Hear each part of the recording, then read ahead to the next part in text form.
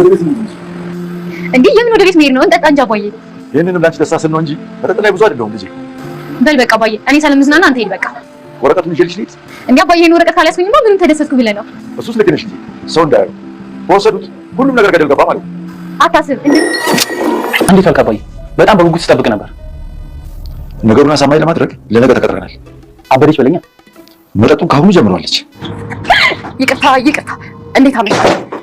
ይቅርታ አመሸን አይደል? እንዴት ደስ እንዳለኝ ስጠጣ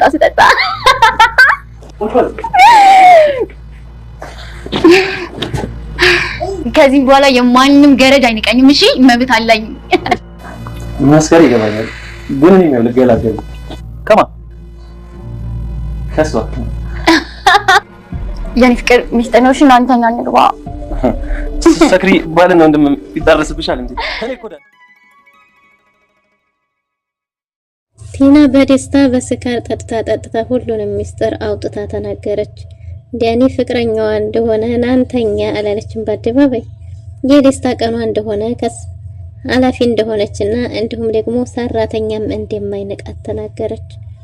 ካሊብ በስሜት ተነሳስቶ በቢላ አንገታቸውን ቆርጬ እገላለሁ ሲል የካሊብ አባት ደርሶ ነገሩን አረጋግቶ ካቃተህ አሁን መጣሁ ብለህና ቶሎ እንጂ እንዲህ አድርገህ በጭራሽ ልታበላሽ አትችልም ነገሩን ብሎ በመከራ አረጋግተውታል። ትሁት ጋር ካሊብ በመመለሱ እጅግ በጣም ደብሯታል። እንዲያባየ እህትህስ ብትለውም እህቴማ ቻው ልትላችሁ ስትመጣ ተኝታችሁ ስለነበረ እንዳረብሻችሁ ብላ ዝም ብላ ሄዳለች። በድጋሚ ትመለሳለች። እናንተም የተሻለ አቀባበል ታረጉላታላችሁ ለዳግመኛው። አሁን ግን ይሄ እንደሆነ ብቻ ነው በምልክት የነገረችኝ ብሏል የካሊብ አባት። እናም ታዲያ እኛ እኮ አልተኛንም ነበር ብትልም እንግዲህ እሷ እንደዛ ብላ በምልክት ነግራኛለች ብሏል። ሊፈራረሙ አንድ ቀን እንደቀራቸው ካሊብም ታስራ ተመልሻለሁ በማለቱ እጅግ በጣም ደብሯት ፊቷ ላይ ሁሉ ያስታውቅ ነበር።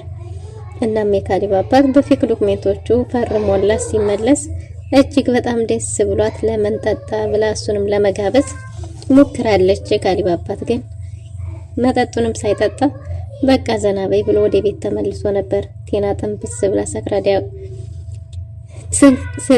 ብላ ሰክራ ተመልሳ ወደ ቤት ስትመጣ ዲያኒም ቲናን ልገላገላት ነው።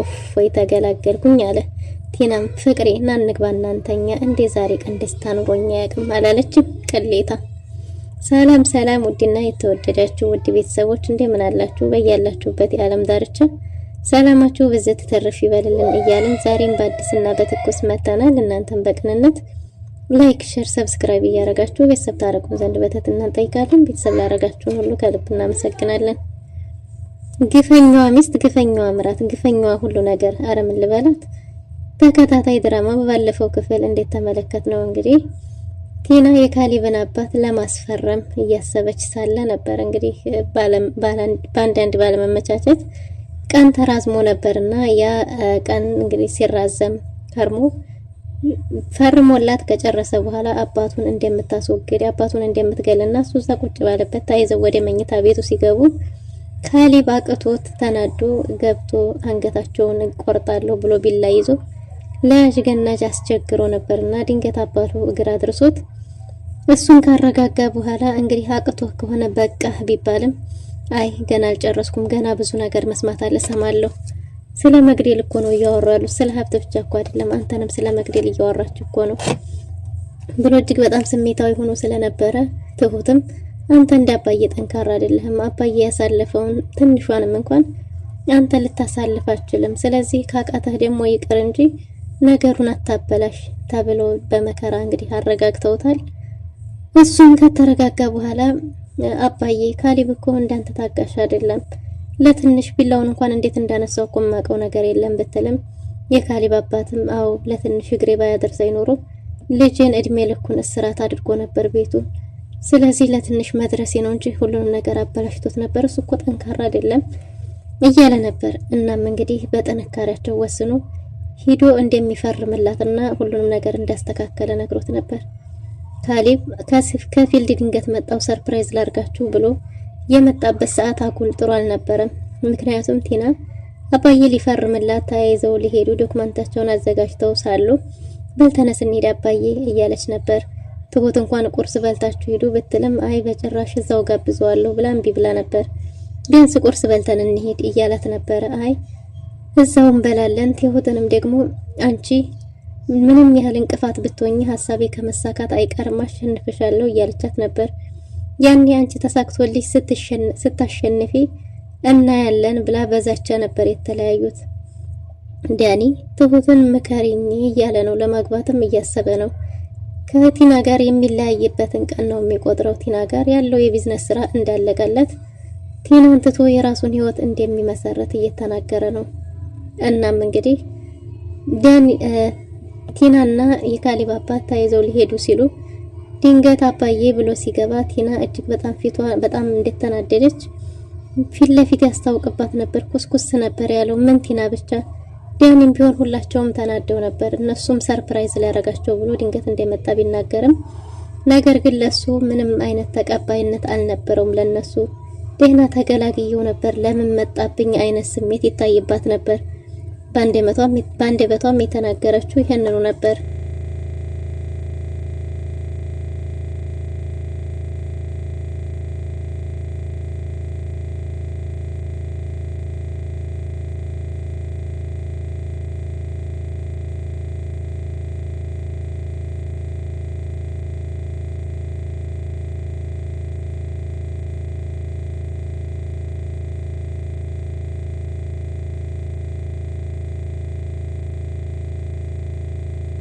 እናም እንግዲህ እንዴት እንደመጣ ደጋግማ ብትጠይቀውም ደስ አላለሽም እንዴ? እኔ እኮ ሰርፕራይዝ ያረኳችሁ መስሎኝ ነበር ቢላትም ለቲና ግን አልተዋጠላትም ነበር። እናም ማታ ላይ ነገ የሚሄድበት አለ ስራ ትሄዳለሁ ብትለውም ቤት ውስጥ እረፍት ማድረግ እንደሚፈልግ ነግሯት የፈለገችበት ቦታ መሄድ እንደምትችል ነግሯታል። እሷም በዚህ ሀሳቡ ተስማምታ ገና ሳይነጋ ነበር የመጣችው። እንዴ ለካሊብ ምልትው ነው ቢላትም አባዬ አሁን ቶሎ እንሂድ ለካሊብ ነግሬዋለሁ፣ የሆነ ቦታ ደርሼ የምመጣበት ቦታ አለኝ ብዬ ነግሬዋለሁ ብላ ነበር። ነገር ግን እንደሚፈርምላት ለማንም ሰው እንዳትናገር አስጠንቅቋታል። ቲናም አባዬ አንተ እንዳትናገር እንጂ እኔ በጭራሽ ለማንም አልናገርም ብላለች ራሷን ጨዋ አድርጋ። እና በቃ እንሂድ እያለች ቁርስ እንኳን ለመብላት እያጣደፈችው ነበር። እሺ በቃ የኔ ልጅ እንሂድ ብሏት ተያይዘው እየሄዱ ሳለ ከዚህ በኋላ በቃ ማንም ሰራተኛ እየተነሳም አይፈነጭብኝም እኩል መብት አለኝ ማለቱን ገና ፊርማ እንኳን ሳይጠናቀቅ ነበር የጀመረችው። እና ትሁትና ስለሷም እያነጻጸረች ነበር። አባዬ ትሁት እኮ ትነቀኛለች እና ከትሁትና ከኔ ማን ታበልጥ ተወዳለ ብትለውም ትሁትን ባለውለታው ልጅ እንደሆነች እንደማይጠላትና ግን ደግሞ ከትሁት እሷን እንደማያስፈልጥ ከቲና እሷን እንደማያስፈልጣት ነግሯት ነበር። እሷም ደስ ብሏት አንቺ እኮ ለኔ በጣም ብዙ ዋጋ ከፍለሽልኛል አስታመሽኛል እኮ ሲላት እውነት መስሏት በጣም ደስ ብሏታል። ተያይዘው ውልና ማስረጃ ሄደው ፈርሞል ከመጣ በኋላ በጣም ደስ ብሏት አባዬ አንተ ትለያለህ፣ አንተ መልካም ሰው ነህ እያለች ነበረ። እናም እንግዲህ ምሳ ልጋብዝ ብትለውም አይ ቢላትም አይ ልጋብዝህ አባዬ የፈለክበት ቦታ ብላ ተነስታው ሄደዋል። ምሳ ከበሉ በኋላ መጠጥም ነበርና ችርስ ያለችውን እሱም ካጋጨ በኋላ ብርጭቆውን ቁጭ አድርጎ ቀመስም ሳያረገው የኔ ልጅ አንቺን ለማስደሰት ብዬ እንጂ እኔ ቀምሼም አላቅም። መጠጥ ላይ ያን ያህል ብዙ አይደለሁም። በቃ እኔ ወደ ቤት ልሄድ አብረን አንሄድም እንዴ ቢላትም እሷ መደሰት እንደምትፈልግ ነግረዋለች። እና ነው አብረን እንሄድ ቢላትም እኔ እንኳን ትንሽ ልቆይ አባዬ ሲል ስትለው እንግዲያስ እንደዛ ከሆነ በፈታ በይ ወረቀቱን ይዤልሽ ልሄድ እንዴ ቢላትም አይ ወረቀቱን የማይዘገርክ ምንም ፈታ አልኩት እኔ ራሴ ይዘዋለሁ እሱ ነው የደስታዬ ምንጭ ብላለች። እንግዲያስ አብሽሪ ፈታ በይ፣ ነገር ግን ይህንን ወረቀት ከጣልሽው ሁሉም ነገር እንዳልነበረ ይሆናል ተጠንቀቂ ብሏት እንደ ልጇ እንደምትንከባከበው ነግራው እሱም ደግሞ ወደ ቤቱ ተመልሶ መጥቷል። ወደ ቤት ሲመለስ ካሊብ በጉጉት እየጠበቀ ነበር።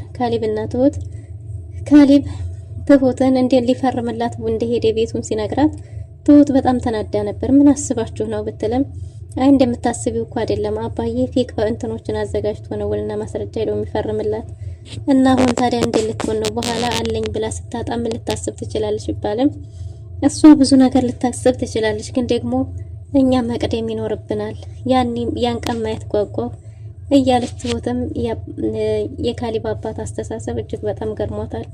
እሱ እኮ እኔ በምን አይነት ርቀት ነው የሚሄደው እያለች እየተገረመች ነበር።